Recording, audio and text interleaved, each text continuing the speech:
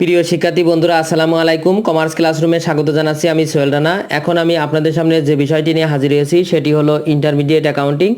আর যে অধ্যায় থেকে এখন আমি আপনাদেরকে অঙ্ক করাবো সেটি হলো অ্যাকাউন্টিং ফর ইনভেস্টমেন্টস, এই অধ্যায় থেকে। আর এই অধ্যায়ের অঙ্ক করতে হলে আমাদের ইনভেস্টমেন্ট সম্পর্কে ধারণা থাকা উচিত। যদিও এটি আমার এই অধ্যায়ের প্রথম ক্লাস, তাই আমি সামান্য কিছু ধারণা আপনাদেরকে দিতে চাচ্ছি, যেটি জানলে আপনার এই অঙ্ক করতে আরও সুবিধা হবে। তো প্রথমে আমাদেরকে জানতে হবে ইনভেস্টমেন্ট কি, মানে ইনভেস্টমেন্ট কাকে বলে। তো সাধারণ অর্থে আয় প্রাপ্তির উদ্দেশ্যে কোনো সম্পদ বিনিয়োজিত করাকেই ইনভেস্টমেন্ট বলে বা বিনিয়োগ বলে। তো এই বিনিয়োগ শব্দটি বিভিন্ন ক্ষেত্রে বিভিন্ন অর্থ প্রকাশ করে। তো আমি অত বিস্তারিত বলতে চাচ্ছি না। এখন আমি শুধু এইটুকুই বলি যে বিনিয়োগটা কি। তো বিনিয়োগটা আমরা বুঝলাম বিনিয়োগ কি, আর এই বিনিয়োগের যে অংশ অর্থাৎ ঋণপত্রে বিনিয়োগটাই আমরা এই অধ্যায়ের মূল কাজ। আমাদের ঋণপত্রে অথবা শেয়ার ক্রয় অর্থাৎ কোনো কোম্পানির শেয়ার ক্রয়, এইগুলোই সাধারণত মূলত এই অধ্যায়ের মূল কাজ। তো দেখেন, এই ঋণপত্রে বিনিয়োগকে তিন ভাগে ভাগ করা যায়, সেটা আমরা অলরেডি আমি এখানে লিখে দিয়েছি। একটি হলো হেল্ড টু ম্যাচুরিটি অর্থাৎ পরিপক্কতা পর্যন্ত বিনিয়োগ ধরে রাখা। দুই হলো ট্রেডিং সিকিউরিটিজ অর্থাৎ বাণিজ্যিক সিকিউরিটি বা বিনিয়োগ। তিন নম্বর হলো অ্যাভেলেবেল ফর সেল সিকিউরিটিজ অর্থাৎ বিক্রয়যোগ্য সিকিউরিটিজ অর্থাৎ বিনিয়োগ, এইটা। তো এই তিনটার আবার একটু সংজ্ঞা আকারে আমি একটু ধারণা আপনাদেরকে দিতে চাচ্ছি, তাহলে আপনাদেরকে এই অঙ্ক করতে গেলে আরও সুবিধা হবে।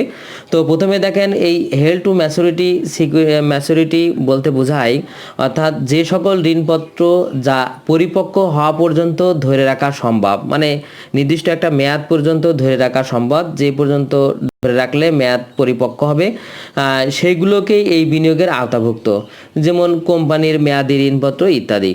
এরপরে দেখেন, দুই নম্বরে ট্রেডিং সিকিউরিটিজ অর্থাৎ বাণিজ্যিক সিকিউরিটি বা বিনিয়োগ। এটি হলো যে সকল বিনিয়োগ যা স্বল্প সময়ের আয়ের উদ্দেশ্যে কেনা হয় এবং নিকট ভবিষ্যতে আয়ের উদ্দেশ্যে রাখা হয়, তাকে এই বাণিজ্যিক সিকিউরিটি বলে, যেমন প্রাপ্য বিল, ব্যবসায় দলিল ইত্যাদি। আবার অ্যাভেলেবেল ফর সেল সিকিউরিটিজ অর্থাৎ তিন নম্বর সেটি দেখেন বিক্রয়যোগ্য সিকিউরিটি বা বিনিয়োগ, অর্থাৎ যে সকল বিনিয়োগ পরিপক্কতা পর্যন্ত ধরে রাখার দরকার হয় না এবং বাণিজ্যিক বিনিয়োগের আওতায়ও পড়ে না, তাকে বিক্রয়যোগ্য বিনিয়োগ বলে, যেমন কোম্পানির শেয়ার, অর্থাৎ যদি আমরা কোনো কোম্পানির শেয়ার ক্রয় করে থাকি, এটি। তো আমাদের এই তিন ধরনের সিকিউরিটিজ, এই তিন ধরনের ঋণপত্রই সাধারণত আমাদের এই বইতে আছে। তো আমরা এখন সেরকম একটি অঙ্ক করব। তো যে অঙ্কটি আমি এখন আপনাদেরকে করাবো এটি ন্যাশনাল ইউনিভার্সিটি BBA অনার্স 2011-এ এসেছে।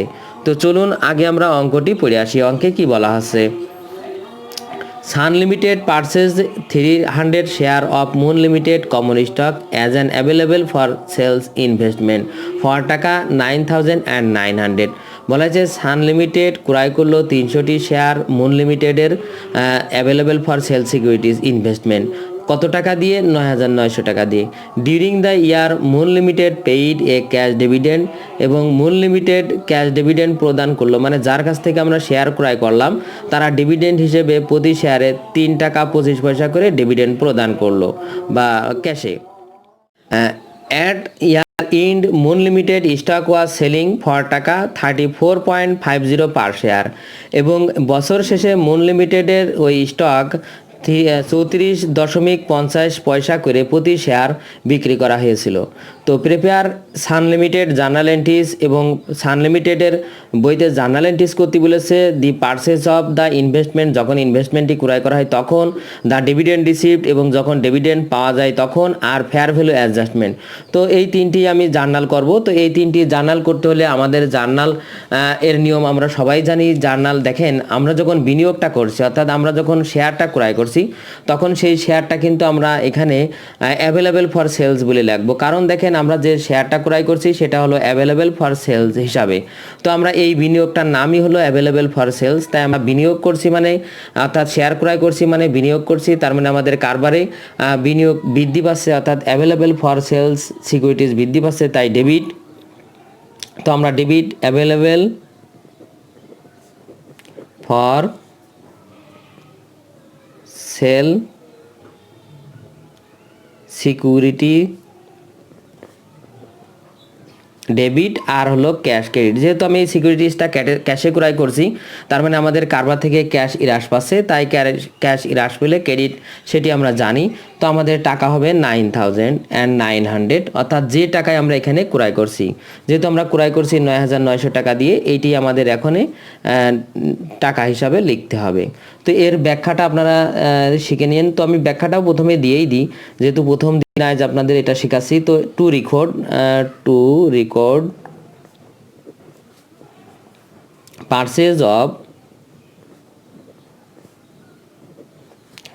Purchase of available for sell securities, এটাই ছিল আমাদের প্রথম জার্নাল। এরপর দ্বিতীয় জার্নাল করতে বলেছে দ্য ডিভিডেন্ড রিসিভড, মানে অর্থাৎ ডিভিডেন্ড যখন আমরা পাচ্ছি সেই ক্ষেত্রে আমাদের জার্নাল করতে বলেছে। তো দেখেন এখানে বলা হয়েছে পেইড এ ক্যাশ ডিভিডেন্ড, অর্থাৎ ডিভিডেন্ড প্রদান করলো কারা? মুন লিমিটেড, অর্থাৎ যার কাছ থেকে আমরা শেয়ার ক্রয় করলাম, প্রতি শেয়ারে 3 টাকা 25 পয়সা করে তারা ডিভিডেন্ড আমাদেরকে প্রদান করলো। তো আমরা যেহেতু শেয়ার ক্রয় করেছি অর্থাৎ 300 শেয়ার, তাহলে 300 গুণ 3 টাকা 25 পয়সা গুণ করলে যে টাকা হবে সেটাই আমরা এখন ডিভিডেন্ড হিসাবে পাচ্ছি। তার মানে আমাদের ক্যাশ ডেবিট আর ডিভিডেন্ড ইনকাম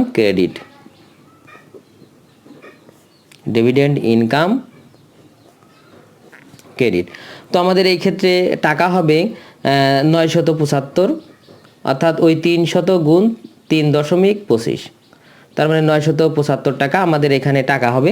আর আমরা ন্যারেশন অর্থাৎ ব্যাখ্যাটা লিখব two record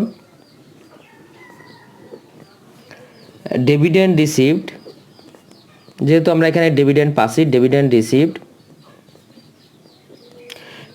received from investment, মানে ইনভেস্টমেন্ট থেকে যেহেতু আমরা এই ডিভিডেন্ডটা পাচ্ছি, তাই আমরা এখানে এটি লিখব ইনভেস্টমেন্ট। আর আমরা পাশে এখানে টাকাটাও কিভাবে পেলাম সেটাও লিখে দিতে পারি, অর্থাৎ 300 গুণ 3.25। তো এরপরে দেখেন 3 নম্বরে বলেছে দ্য ফেয়ার ভ্যালু অ্যাডজাস্টমেন্ট। তো ফেয়ার ভ্যালু অ্যাডজাস্টমেন্ট করতে হলে আগে আমাদের এই যে ফেয়ার ভ্যালু মানে সমন্বয়ের জাবেদা করতে বলা হয়েছে। সমন্বয় বলতে এখানে দেখেন এই মুন লিমিটেড কোম্পানির শেয়ারের মূল্য এখন 34.50, অর্থাৎ 34.50 এর মূল্য। আর আগে যখন আমরা ক্রয় করছিলাম তখন এর মূল্য ছিল, টোটাল মূল্য ছিল 9,900। তো এই টাকার সাথে আমরা এটা এখন সমন্বয় করব। সমন্বয় করে যদি লাভ হয় তাহলে লাভের জাবেদা করব, আর যদি লস হয় তাহলে আমরা এখানে লসের জাবেদা করব। তো সেটির জন্য আমাদের আগে একটি ওয়ার্কিং করতে হবে। তো ওয়ার্কিংয়ের জন্য আমার আলাদা একটি কাগজ ব্যবহার করি। তো আমরা সেটা লিখব calculation of gain or loss, calculation of gain or loss, মানে আমাদের লাভও হতে পারে এক্ষেত্রে, লসও হতে পারে। তো আমাদের এখানে দেখেন প্রথমে ফেয়ার ভ্যালু অর্থাৎ এখনকার যে মূল্য, তো আমাদের এখন এই সিকিউরিটিজের মূল্য হলো, দেখেন এখানে দেওয়া আছে যে সেলিং ফর টাকা 34.50, অর্থাৎ এখনকার মূল্য হলো এই যে 34.50 এইটা। তো আমাদের সেই ফেয়ার ভ্যালু সেটি এখানে লিখতে হবে। তো আমাদের শেয়ারের সংখ্যা যেহেতু 300 আর এখনকার মূল্য 34.50, আর আমাদের এটা গুণ করলে টাকা 10,350 এটা হয়। আর আমরা যখন ক্রয় করেছি তখন যে দামে ক্রয় করেছি সেটা হলো কস্ট অফ ইনভেস্টমেন্ট। তো আমরা সেটা এখানে লিখি কস্ট অফ ইনভেস্টমেন্ট, অর্থাৎ আমাদের ক্রয় মূল্য। তো আমরা ক্রয় করছিলাম, যেহেতু আমাদের এখানে যখন ক্রয় করি তখনকার মূল্য আমাদের দেওয়া আছে 9,900 টাকা। তো আমরা এখন এই 9,900 টাকা আমরা কি করব? বাদ দেব। আর বাদ দিলে আমাদের যেটা আসে সেটা হলো 450, আর এইটাই হলো আমাদের এখানে গেইন। যেহেতু আমাদের লাভ হচ্ছে, এখন মূল্য বৃদ্ধি পেয়েছে, এখনকার মূল্য 10,350 আর আমার কিনা দাম ছিল 9,900, যেটি আমার লাভ। তাই আমাদের এখানে সেই লাভের অর্থাৎ গেইনের জাবেদাটা দিতে হবে। আর গেইনের জার্নালটা আমাদের এখানে হবে হলো securities fair value adjustment debit, unrealised holding gain or loss credit. যদি আমাদের এই ক্ষেত্রে লস হতো তাহলে আমরা unrealised holding gain or loss debit করতাম, আর securities fair value adjustment credit করতাম। মনে রাখবেন যে যদি আয় বৃদ্ধি পায় তাহলে আমাদের ক্রেডিট হয়, তাই unrealised holding gain or loss credit. আর যেহেতু সমন্বয়ের মাধ্যমে এই আয়টা হচ্ছে, তাই আমাদের securities fair value adjustment debit. তাই আমরা এখানে লিখব securities fair value securities fair value adjustment, debit আমাদের যে টাকাটা আমাদের এখানে হয়েছে সেটা অর্থাৎ 450 টাকা। আর unrealised holding gain or loss credit, তো আমরা সেটা এখানে লিখি unrealised holding gain or loss, যাই হোক মানে আমাদের এটা যদিও গেইন, আমি এখানে লসটা না লিখলেও হতো। তো unrealised holding gain or loss credit করা মানেই এই ক্ষেত্রে আমাদের লাভ, তো আমরা সেটা এখানে 450 টাকা আমরা এখানে লিখি। এই লস এই কথাটুকু না লিখলেও হতো। আর এইটা আমরা এখানে ব্যাখ্যাটা লিখবো যে টু রেকর্ড